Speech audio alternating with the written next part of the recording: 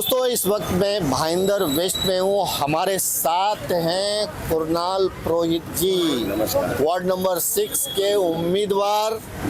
कैसा चल रहा है आपका चुनावी कैंपेन? बहुत बढ़िया चल रहा है सर, लोगों का बहुत आशीर्वाद मिल रहा है और काम करने में भी मज़ा आ रहा है। मैं इनके वीडियोज देख रहा था सोशल मीडिया में, इनको आशीर्वाद तो भर भर के मिल रहा है। क्या आशीर्वाद के साथ वोट भी मिलेगा? बिल्कुल मिलेगा सर, क्योंकि अब की जनता बदलाव चाहती है और अब की जो मेरे सामने प्रत्याशी उतारे गए हैं उनको खुद कार्यकर्ता तक नहीं जानते हैं। और आप भी देखिए, वो लोग कैंडिडेट पे नहीं, सिंबल पे वोट मांग रहे हैं। जिस प्रभाग से आप चुनावी मैदान में हो, भाईंदर वेस्ट में हो, क्या यहाँ के लोग आपको जानते हैं?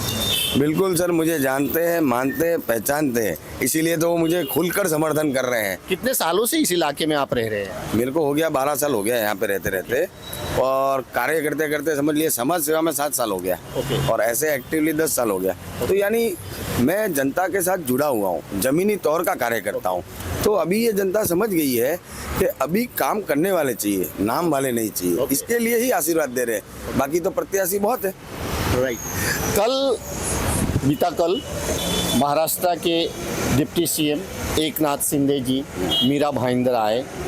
उन्होंने किस तरह से आप लोगों का हौसला बढ़ाया और क्या संदेश दिया? सर जी, सबसे पहले तो उनका धन्यवाद कि उन्होंने और सरनाइक साहब ने हमें उनके साथ स्टेज पे बिठाया और स्टेज पे बिठा के मान सम्मान दिया। और उन्होंने ये भी आश्वासन दिया कि आप किसी भी वार्ड से लड़ें, जीते हारे अलग चीज़ है, पर वहाँ की जो समस्या है, कुछ भी हो कैसी भी हो, तो वो हमेशा सरनाइक साहब और हमारे एकनाथ शिंदे साहब दोनों तैयार है। कुछ भी समस्या हो, कैसी भी समस्या हो, हर प्रकार से सॉल्व करने के लिए तैयार है। आपने भी कहा था मैं जीतूं या हारूं, समस्या का समाधान करता रहूंगा, और आपके वरिष्ठों ने भी यही कहा कि आप जीते या हारे हम आपके साथ रहेंगे। आपको सेवा करना है, कार्य करते रहना है, यही हमें समझाया गया कल। डीसीएम शिंदे सर ने कहा कि मीरा भाईंदर में इस बार शिवसेना की सत्ता होगी। बिल्कुल। आपको क्या लगता है? बिल्कुल सर, हवा का रुख बदल रहा है और बहुत सी जगह पे हमको सुनने में आ रहा है कि अब की लोग शिवसेना की तरफ झुकाव कर रहे हैं। क्या बड़ी वजह है, क्यों लोग जो है इस बार शिवसेना की तरफ झुक रहे हैं? या उनका झुकाव है, या उनका प्यार है, या उनका सम्मान है? सर जी, आप देखेंगे तो ज़्यादातर कैंडिडेट्स सामने से ऐसे उतारे गए हैं कि जिन्होंने प्रभाग में कुछ किया ही नहीं है और जानते भी लोग नहीं हैं। अब तो लोगों के सामने ये क्वेश्चन है कि हम वोट दे कैसे, जब हम उनको देखा ही नहीं है कभी।